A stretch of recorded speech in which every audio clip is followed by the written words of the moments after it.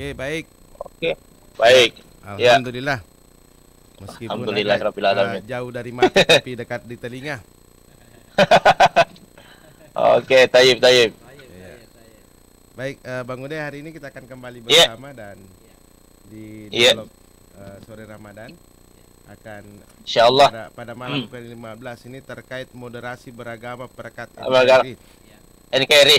Iya, Iya, iya, mungkin iya. nanti bisa diperjelas ini terkait dengan moderasi. Iya, iya. Bagaimana sebenarnya dan apa yang dimaksud dengan moderasi beragama.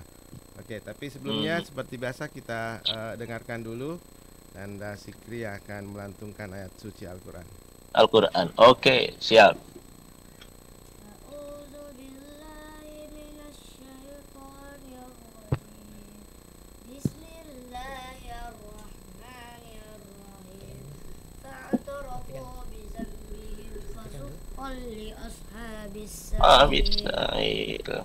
إن الذين يخشون ربهم بالغيب لهم مغفرة وأجر كريم وأسروا قولكم أو اجهروا به إنه عليم بذات الصدور ألا يعلم من خلق وهو اللطيف الخبير هو الذي جعل لكم الأرض ذلولا فامشوا في مناكبها وكلوا Ibiha. من Oke. رزقه وإليه النشور Sadaqallahul Alim. Baik, kita sudah Oke. mendengarkan bersama. Baik. Ya, Alhamdulillah. Alhamdulillah wa syukurillah. Di hari ke-15 ini walaupun Bang Ude berada di daerah seputaran Wajo ya. Alhamdulillah. Siap, ya.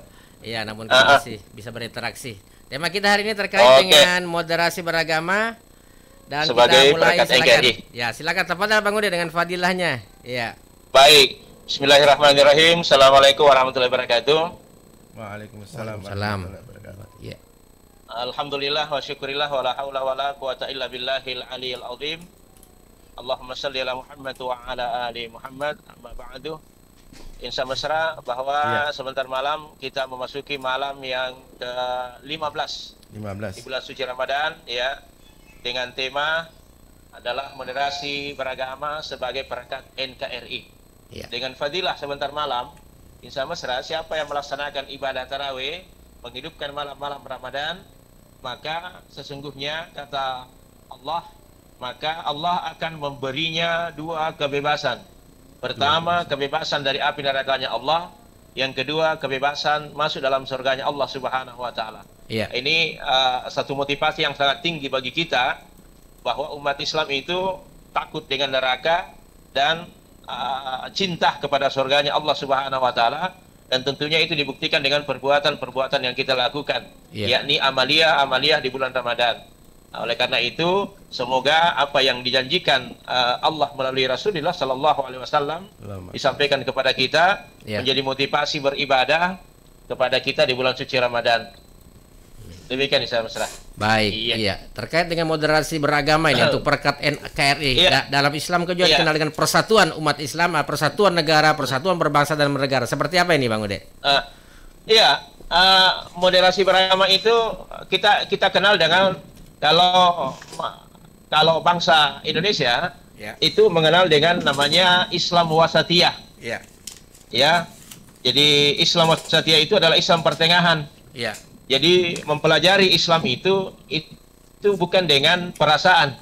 Pendekatan agama itu melalui akal. La dina liman akalah. Tidak ada agama bagi orang yang tidak berakal. Bukan perasaan yang kita pakai. Makanya munculnya moderasi beragama karena ada faham sampai hari ini ketika belajar agama itu secara ekstrim. Menyalahkan antara satu lain. Lalu tidak moderat dan tidak mau menerima. Halo? Iya. Jaringan mungkin. Iya, mungkin jaringan. Iya. Iya.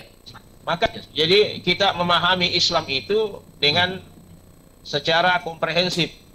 Bahwa ketika Allah mengatakan uda'u fi silmi kaffah, masuklah ke dalam Islam secara keseluruhan, Itu maknanya bahwa kita tidak menerima Islam secara sepotong-sepotong, secara keseluruhan utuh, dan merujuk kepada Quran dan Sunnah Rasul Shallallahu Alaihi Wasallam, dan itu harus dipahami dengan baik, bahwa ketika kita memahami satu ayat dan satu hadis, tentunya masih banyak ayat dan hadis yang lain yang boleh jadi adalah tidak bertentangan, tetapi saling melengkapi antara pemahaman yang satu dengan pemahaman yang lain. Nah, inilah sehingga bangsa Indonesia ini, negara kita itu sangat menggalakkan yang namanya moderasi beragama. Bahkan ini dijadikan sebagai perekat bahwa kita boleh berbeda, tetapi tidak saling menyalahkan. Nah, itu maksudnya. Islam wasatiyah, Islam pertengahan, tidak ekstrim dan tidak menyalahkan orang lain, apalagi dengan kalimat dan kata bid'ah. Bang Ude, ini kan ada juga istilah dengan Islam Nusantara, kadang didekatkan dengan moderasi beragama. Moderasi beragama. Ya, bagaimana beda Islam Nusantara? Beda itu Bang Dimas ya. Islam Nusantara itu bisa dimaknai dengan Islam yang ada di Nusantara. Masalahnya, kenapa dikatakan Islam Nusantara adalah karena memang Islam itu terkadang itu dibenturkan dengan yang namanya budaya-budaya yang ada di Nusantara. Sehingga budaya-budaya yang ada di Nusantara itu yang dibawa oleh agama Hindu, agama Buddha terdahulu sebelum Islam masuk. Nah, inilah yang berusaha dimasukkan dalam komposisi ajaran beragama umat Islam. Dalam artian budaya itu yang notabene adalah dari peninggalan Hindu itu diislamkan oleh Sunan Kalijaga, oleh Wali Songo. Akhirnya sehingga dikatakan Islam Nusantara adalah ciri khasnya orang-orang Indonesia yang beragama Islam. Terkadang masih menganut kepercayaan di luar daripada Islam itu sendiri. Nah, budaya yang kita anut, misalnya mak baca, itu dulu kalau orang mak baca itu betul-betul diperuntukkan kepada hal-hal yang animisme, kepada pohon, kepada batu, kepada gunung. Tapi Islam datang bahwa silahkan mak baca, tetapi bacakanlah doa hanya kepada Allah dan kirimkanlah doa hanya kepada untuk orang mati. Itu namanya Islam di Nusantara ya, seperti itu modelnya. Para sanji, tahlil, kemudian membacakan tahlilan orang di kuburan, itu Islam di Nusantara itu sebenarnya. Posisi bola. Modelnya seperti itu, posisi bola. Baca itu Islam di Nusantara itu. Baik. Bang Ude, ini kan terkait juga dengan toleransi sepertinya, moderasi nih, toleransi. Nah, ada tidak di ajaran kita Islam ini toleransi punya batasan tidak toleransi itu? Apakah toleransi punya batasan atau ya begitu mengikuti alur saja? Enggak. Toleransi beragama itu kan sudah diatur dalam Undang-Undang pasal 29 ayat 2. Kebebasan menjalankan agama sesuai dengan penganutnya masing-masing. Artinya, ketika ada hal-hal yang memang terkait dengan syariat, itu tidak boleh kita ganggu. Yang boleh kita masuki adalah syiarnya saja. Contoh misalnya, misalnya kita kan ini kan masih pertentangan ini, dengan Bang Dimas dengan Insan Mesra. Itu kadang-kadang dipertentangkan dengan ucapan kepada umat Kristiani yang lagi Natalan misalnya. Kan gitu kan? Kita dilarang jangan mengucapkan, karena ketika dalam bentuk ucapan berarti sudah meyakini. Nah, ini dipahami kalau dia pemerintah itu sah-sah saja mereka mengucapkan seperti itu. Misalnya dia presiden sebagai kepala negara, dia kan mewakili rakyatnya. Kementerian Agama misalnya, kepala kantor, dia mengucapkan itu mewakili bawahannya sebagai kepala kantor. Kita punya teman misalnya, kita ucapkan, berarti kita hanya yang kita kenal. Nah, makanya di sini ada beberapa pendapat yang berbeda. Selama itu yang kita ucapkan dalam bentuk Natalan itu adalah Isa ibnu Maryam, silahkan. Yang tidak boleh itu adalah ketika kita meyakini Isa ibnullah. Itu tidak boleh. Tetapi kalau dalam sebatas itu ucapan bukan syariat, syiar saja, maka itu boleh kita lakukan. Baik, Bang Ude. Bang Ude masih berasal dari Bang Ude kan dari Wajo ini, kita Insan Mesra secara langsung dari Wajo karena Bang Ude tidak berada di studio. Tapi tetap kami menerima telepon di 085395350907. Bang ini kan ini kan juga ada kalau tidak salah ya, mohon diluruskan ini, kalau tidak salah di zaman Nabi itu pernah yang namanya toleransi dan moderasi dengan istilah masyarakat madani. Nah, seperti apa sebenarnya penerapannya masyarakat madani? Masyarakat madani itu masyarakat yang berlandaskan Al-Quran dan hadis Nabi. Itu masyarakat madani dibangun oleh Nabi ketika Rasulullah SAW itu sudah sampai hijrah sampai di kota Yasrib. Yasrib itulah Madinah. Setelah itu Nabi robah namanya itu Yasrib menjadi kota Madinah. Kemudian Nabi beri simbol bahwa kota Madinah itu adalah kota Madani. Artinya kota yang berlandaskan Al-Quran dan hadis. Artinya seluruh gerak-gerik orang-orang dalam kota itu adalah berdasarkan Al-Quran, berdasarkan sunnah Nabi. Jadi itu syariat Islam yang dibangun di situ. Ya, jadi itu namanya kota Madani. Gimana, kita terima telepon dulu? Iya, boleh, terima telepon dulu. Silakan. Oke, terima dulu. Kita lanjut sebentar ya. Halo. Oke. Silakan. Assalamualaikum warahmatullahi wabarakatuh. Waalaikumsalam warahmatullahi wabarakatuh. Masih di perbatasan Wali. Iya. Oke, boleh langsung Pak, langsung. Ini langsung. Biasa dimaksud di dusun-dusun atau di desa-desa. Biasa ibu, biasa juga ada anak masuk di dusun-dusun membawa surat, biasa bertuliskan di situ nama masjid atau nama yayasan yatim piatu. Akan tetapi biasa kalau orang bertanya, ini ada izin kah atau pengantar dari desa atau dari kelurahan? Tidak ada. Ya, ada juga yang bilang, kasih saja kalau 5.000, 10.000, tidak jadi masalah. Tapi kan ingin kembali kepada niat kita. Akan tetapi terkadang ada yang dapat begitu. Kalau misalnya dia sudah keluar dari lorong, sampai di dalam poros, dia dijemput mobil mewah. Iya, kadang-kadang juga kalau ditanya, ini suratnya ada ke pengantar dari kelurahan atau dari dia bilang tidak ada. Tapi ada juga yang bilang jangan dikasih karena itu ilegal. Ini gimana? Iya. Karena ada juga yang ngambung sebelah, kasih saja 5.000 sebelum selesai. Tergantung dari kita, serah dia mau diapakan. Barangkali iya. Maksudnya apa ya? Assalamualaikum wabarakatuh. Iya, waalaikumsalam. Kami Bang Ude ya maksudnya. Iya, baik. Gini Bang Aldi, Isa Mesra, bahwa Nabi memang sebenarnya mencela orang-orang yang suka minta-minta seperti itu.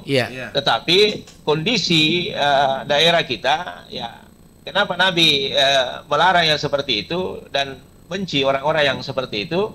Karena Allah hanya menyuruh kita untuk bekerja. Allah lebih cinta kepada orang-orang mukmin yang kuat. Tetapi alasan ini kenapa dibenci? Ya karena itu bersifat malas. Yang kedua, terlalu banyak unsur penipuannya. Nah, itulah yang dikatakan oleh Pak Aldi. Artinya orangnya mampu, tetapi dia mengambil jalan pintas bahwa tidak berkeringat orang sudah dapat. Nah, seperti itu. Jadi sehingga hal ini yang perlu memang kita perhitungkan. Karena memang banyak sekali kasus yang terjadi seperti ini ya. Termasuk yang sempat viral dulu waktu yang di Parepare, tabungannya sampai 65 juta. Itu hasil dari bawa map saja sampai ke rumah, apalagi kalau bulan Ramadan.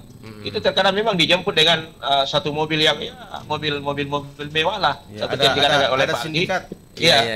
Ada jaringan khusus. Ada jaringan khusus dan itu tidak boleh dilakukan. Tapi makanya itu kenapa Nabi memberdayakan zakat? Karena ini yang bisa mengentaskan orang-orang yang suka minta-minta seperti itu. Artinya gini, na'budu nasta'in. Menyembah lalu meminta. Makna di sini meminta adalah kepada Allah, bukan meminta kepada manusia. Makanya meminta kepada Allah itu mulia, tapi meminta kepada manusia itu hina. Itulah yang harus kita jaga dengan baik. Artinya jadikanlah dirimu mulia karena minta kepada Allah, bukan minta kepada manusia. Nah, gitu. Berarti ini banyak sekali kasus. Kalau di Makassar itu Bang Dimas dengan Om Bas itu sudah ada undang-undangnya. Siapa yang memberi kepada pengemis itu maka dia akan ditangkap dan dikenai hukuman sanksi. Kenapa? Kalau kita memberi kata seperti itu membuat mereka malas, tidak mau bekerja. Membantu kemalasan gitu. Membantu kemalasan. Berarti ini ada juga unsur kemiskinan, bukan karena miskin harta, tapi karena miskin pemikiran, miskin hati juga sehingga mau jadi pengemis seperti itu Ya, cara berpikir kita yang miskin sebenarnya. Iya betul. Ada memang dimiskinkan secara struktural. Iya. Iya. Pemikirannya ya, bukan dari harta juga. Jadi miskin ini kategorinya bukan hanya harta. Makanya Islam itu kan memperhatikan fakir miskin dan yatim piatu. Iya. Simbolnya kan dalam surah Al-Maun, ara'aital ladzi yukadzibu bid-dini fadzalikal ladzi yad'ul yatim. Iya. Jadi santuni mereka. Itulah kenapa ketika dianjurkan berzakat. Itulah harusnya ya, baiknya memang kita punya baitul mal. Harus pakai baitul mal. Kita kan tidak punya baitul mal. Ya. Ada memang tempat penyimpanan harta memang khusus untuk mereka yang tidak mampu. Kalau ada misalnya disitulah baitul mal itu termasuk zakat itu dikelola dengan baik di situ. Iya. Zakatnya. Jadi kalau ada masyarakat kita yang kurang mampu, itu dilihat. Ada yang minta-minta di jalan itu diambil, lalu kita bina, lalu kita kasih modal untuk dia berusaha. Iya, benar. Itu kan fungsinya baitul mal di situ. Berarti ini menjawab supaya tidak Om Bas, supaya tidak berseliweran di jalan. Nah, ini yang bikin macet jalanan. Mengganggu macet jalanan. Mengganggu. Iya. Dimanfaatkan lampu merah misalnya. Kalau berhenti, artinya dia bawalah pencitraannya ada anak kecil yang digendong. Itu berarti, yang tidak wajar sebenarnya. Berarti kalau baitul mal dimanfaatkan dengan baik ini bisa menembus kata-kata istilah APBD kurang bisa menyiasati yang tidak tercover oleh APBD. Iya. Bisa saja begitu. Uang dana haji kan cukup banyak juga karena bisa dimanfaatkan. Dana abadi umat. Zakat itu kan peruntukan memang begitu. Bahas dengan Pro DJ. Jadi kalau misalnya zakat kita 1 miliar lebih dalam bentuk apakah dalam bentuk barang dengan bentuk uang itu kan bisa dibagi kepada mereka. Artinya zakat dalam 1 tahun ini itu kan tidak terbagi habis. Ada namanya saldo. Itulah kita buatkan baitul mal. Harusnya Basnas punya wadah, tetapi dia harus punya bank. Iya. Ada banknya itu. Bank khusus ya. Supaya ada bank khusus untuk zakat itu baitul mal. Itu dikelola dengan baik. Ada fakir miskin yang meninggal dunia. Tidak lagi usah sodik itu minta sumbangan kepada dia. Iya. Kan gitu. Iya. Kenapa? Karena sudah ada baitul mal. Ada baitul mal. Jadi kalau baitul mal itu yang membiayai, laporkan saja bila ada fakir miskin meninggal dunia. Bagaimana kayak baitul mal yang keluarkan. Nah, itu tinggal dikelola dengan baik. Artinya Islam ini sudah datang mengatur pola kehidupan kita mulai A sampai Z. Makanya itu apa kata Allah dalam Al-Qur'an pada surah Fatir ayat 29 kata Allah, alladzina yatluna kitaballahi. Orang-orang itu yang senantiasa membaca Al-Qur'an, kitab Allah. Wa aqamus shalah, dan senantiasa mendirikan salat. Jadi kalau kita mau bijak dalam seperti ini, menangani ini, maka merujuklah kepada Al-Quran dan sunnah Nabi. Itu insya Allah hilang itu yang namanya orang yang suka minta-minta di jalan itu, Bro DJ. Berarti inilah penanganan syariah yang sebenarnya syariah. Iya. Sebetul. Iya, bukan syariah. Bukan syariah yang selamat datang Pak, assalamualaikum. bukan syariah yang seperti itu. Banyak syariah yang lain. Syariah yang lain harus kita pakai. Dan itu satu terobosan. Kita kan belum pernah melakukan itu. Kenapa tidak dicoba? Iya. Dan kenapa kita ragu ya? Kenapa kita ragu dengan kitab Allah? Allah sendiri katakan la raiba fihi hudal lil muttaqin. Jangan kalian ragu. Jangan kalian ragu. Berarti kalau kita memakai dengan baik, insyaallah. Bangsa kita itu masuk dalam kategori baldatun thayyibatun wa rabbun ghafur. Iya. Berarti lengkap sudah ini sebenarnya NKRI kemudian Islam moderasi kebersamaan persatuan ini bagaimana juga menghilangkan kesenjangan di masyarakat ya agar persatuan semakin kuat. Betul. Miskin dan kaya itu menimbulkan kesenjangan Bang Uni. Bagaimana ini? Iya. Miskin dan kaya itu sebenarnya kalau kita mau katakan status tidak. Tapi memang inilah bahasa adilnya Allah. Jadi bahasa keadilan itu bahasa ada yang mampu dan tidak. Apa maknanya itu? Artinya bahwa tidak mungkin orang dikasih kaya semua. Kalau dia mau dikasih kaya, siapa yang mau dikatakan miskin? Makanya ada miskin, ada kaya untuk saling membutuhkan. Orang miskin butuh orang kaya, orang kaya butuh orang miskin. Untuk apa? Orang kaya butuh orang miskin untuk menjelaskan dialah yang kaya. Gitu. Berarti maka dia yang memberi. Berarti untuk menjaga kesatuan NKRI ini bukan hanya dengan mempersatukan negara-negara, tapi bagaimana membangun kuasa sesama manusia ya, menghilangkan kesenjangan miskin dan kaya dengan bersedekah dan lain-lain itu. Ya, ya. Dibangun dulu silaturahminya, dibangun dulu kebersamaannya. Ya. Dulu masih kita kenal Pak Budi ya. Ya. Bapak Presiden kita yang pertama, Bapak Insinyur Soekarno. Ya. Ketika terjadi rekonsiliasi nasional, ya, rekonsiliasi. terjadi retaknya ya, khawatir ulama-ulama kita, retaknya hubungan berbangsa dan bernegara. Ya. Maka ada ulama kita yang mengusulkan termasuk ulama dari NU, ya, dengan Muhammadiyah itu urun rembuk mereka bersatu. Bagaimana Pak Presiden?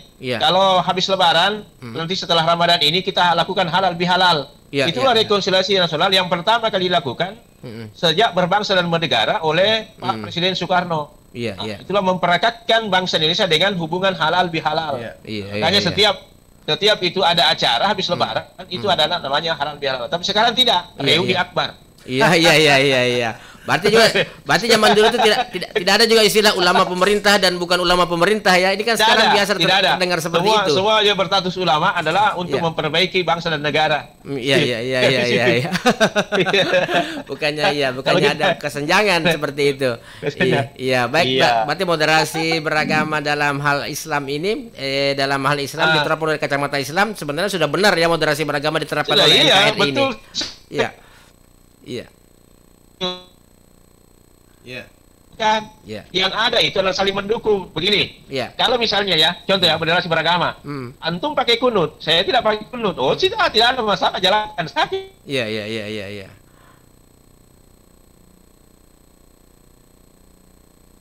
Ya, terputus ini.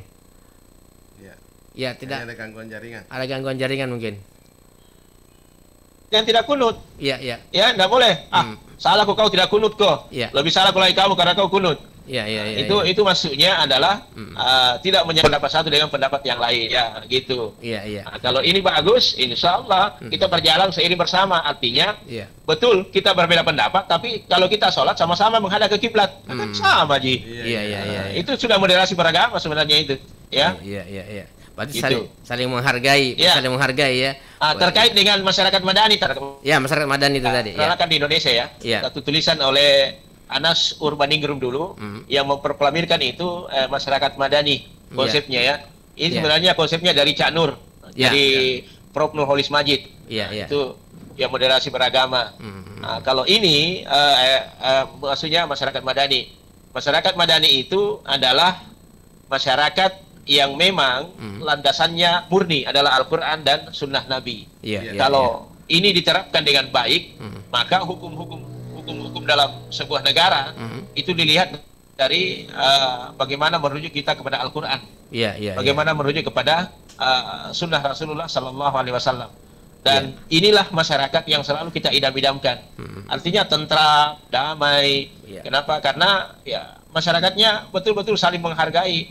Karena itu landasannya adalah akhlakul karimah, sebagaimana akhlaknya Rasulullah Sallallahu Alaihi Wasallam. Bahkan begini, dalam tingkat moderasi beragama dengan masyarakat madani, itu Nabi waktu terjadi penaklukan kota Mekah. Ini catat sejarah baik-baik ini. Dan ini mudah-mudahan didengarkan oleh teman-teman kita. Bahwa betapapun Rasulullah Shallallahu Alaihi Wasallam sampai penakluk Madinah, sampai penakluk Mekah, itulah seketika turunnya ayat idza ja'a nasrullahi wal fath. Ketika datang pertolongan Allah, itu namanya Fathul Makkah. 10.000 pasukan datang ke Mekah. Apakah mereka menghancurkan Mekah karena menyerahnya orang kafir Quraisy? Oh, tidak. Apa kata Nabi? Satu, kata beliau, ketika kita masuk ke kota Mekah, maka ketika mereka tidak mengangkat pedang, jangan kau perangi mereka. Selamatkan anak-anak. Jangan kau musuhi kaum wanita. Itu perintah Nabi. Lalu setelah itu Mekah ternyata tidak ada perlawanan. Takluk di tangan Rasul Sallallahu Alaihi Wasallam. Lalu yang memegang kunci Ka'bah waktu itu adalah orang kafir Quraisy, musuh Nabi. Tetapi apakah Nabi mengambil alih? Tidak. Apa kata orang yang pemegang kunci itu? Dia menyatakan, ya Rasulullah, kunci Ka'bah saya kembalikan kepadamu, karena hari ini engkaulah yang menguasai daripada kota Mekah. Apa kata Nabi? Jangan. Tetap kau pegang kunci itu. Bahkan sampai sekarang anak keturunannya, cucu-cucunya, cicitnya, itulah yang memegang kunci Ka'bah. Sampai sekarang ya, berarti penerus, generasi penerusnya. Iya, generasi penerus. Itu tidak pernah dirubah. Karena memang itu pesan wasiat daripada Rasulullah Sallallahu Alaihi Wasallam. Berikan kepada dia. Itu Nabi tidak mengambil alih, meskipun dia pengusaha. Yang kedua yang paling hebat lagi adalah apa kata Nabi? Bagi orang yang masuk di Mekah, maka dia aman. Yang kedua, bagi mereka yang masuk ke dalam rumah Abu Sufyan, itu musuh Nabi kan? Iya. Itulah yang ingin sekali membunuh Nabi. Bagi mereka yang masuk ke rumah Abu Sufyan, maka dia aman. Dua disebut tempat Nabi. Yang pertama adalah Ka'bah atau Mekah, Masjidil Haram. Yang kedua adalah rumahnya Abu Sufyan. Musuh dedengkotnya ya. Iya. Abu Sufyan itu kan panglima perangnya dulu, orang kafir Quraisy. Tetapi apa kata Nabi? Yang masuk ke rumahnya Abu Sufyan itu aman. Ini Abu Sufyan merasa tersanjung. Luar biasa akhlaknya Rasulullah ini. Iya. Luar biasa akhlaknya Rasulullah ini. Saya yang nyata-nyata musuh Nabi, tetapi subhanallah dikasih penghargaan. Kalau dia masuk ke rumahku aman bagi. Akhirnya Abu Sufyan itu masuk Islam. Itu kan kalau bahasa politiknya sekarang toh. Kalau bahasa politiknya sekarang, lawan politik kita waktu pemilihan pilkada itu lawan kita. Tapi ketika kita sudah menang, kita ambil dia, rangkul dia. Itu bahasanya seperti itu. Berarti Nabi kita benar-benar politikus ulung ini ya. Iya. Menaklukkan musuh tanpa pedang. Tanpa pedang. Betul. Tanpa pedang. Iya, baik. Ini kan di zaman sekarang ini agak ini juga Bang Uda, kita bukannya berseberangan dengan berbeda keyakinan, tapi kadang kita berseberangan dengan sesama keyakinan. Nah, ini kan juga berat, ini juga tantangannya seperti ini. Nah, ini kan juga sebenarnya kita tidak sebenarnya gini Om Bas ya. Sebenarnya kita tidak berseberangan itu.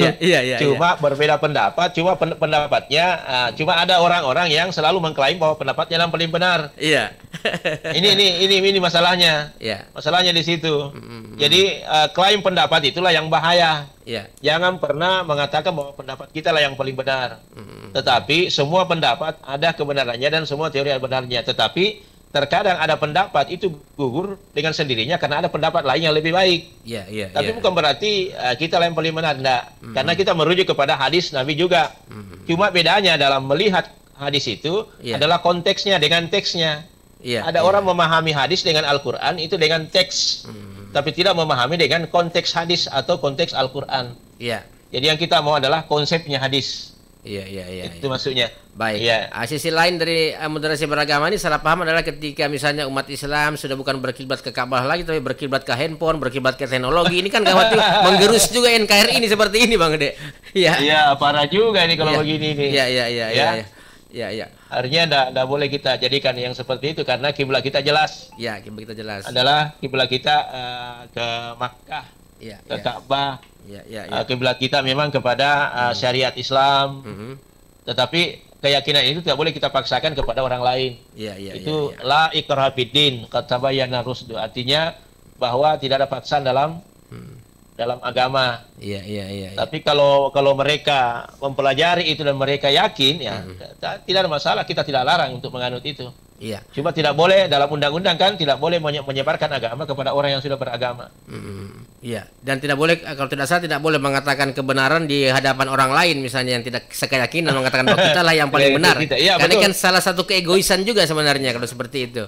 Dalam berceramah juga kita tidak boleh mengata-ngatai orang di masjid. Kita harus bijak ya. Kita harus bijak dengan yang seperti itu. Baik, telepon masih ada penelpon. Ya, mungkin kita agak terbatas ini dengan Bang Ude karena agak jauh ya Bang Ude berada di Wajo sana. Mungkin tinggal beberapa menit lagi kebersamaan kita akan saya masih di atas kendaraan ini baru sampai juga. Oke, betul. Silakan Bang Dimas. Apa mau dilanjut terus apa? Sebetulnya ada pertanyaan di WA. Di closing saja kalau kita closing untuk fadilahnya. Mungkin besok kita akan bisa bertemu lagi. Baik, silakan Bang. Silakan Bang Ude, fadilah kita untuk sebentar malam. Baik, insya mesra bahwa sebentar malam insyaallah masuk ke malam yang ke 15 15 ya. 15 di bulan suci Ramadan dengan fadilah bahwa siapa yang beribadah sebentar malam maka dia akan mendatangkan dua kebebasan dari Allah, yakni dibebaskan dari api nerakanya Allah dan dibebaskan dari masuk dalam surganya Allah Subhanahu wa taala. Oleh karena itu mudah-mudahan insyaallah kita dapatkan semua itu dengan iman dan takwa kepada Allah Subhanahu wa taala. Demikian, assalamualaikum warahmatullahi wabarakatuh. Waalaikumsalam warahmatullahi wabarakatuh. Ya, terima kasih kesediaannya Bang Ude. Selamat Ki, mudah-mudahan besok kita bisa kembali berjumpa dengan Bang Ude. Sampai di sini, wabillahi taufiq. Assalamualaikum warahmatullahi wabarakatuh. Terima kasih Anda masih mendengarkan 102,8 Mesra FM.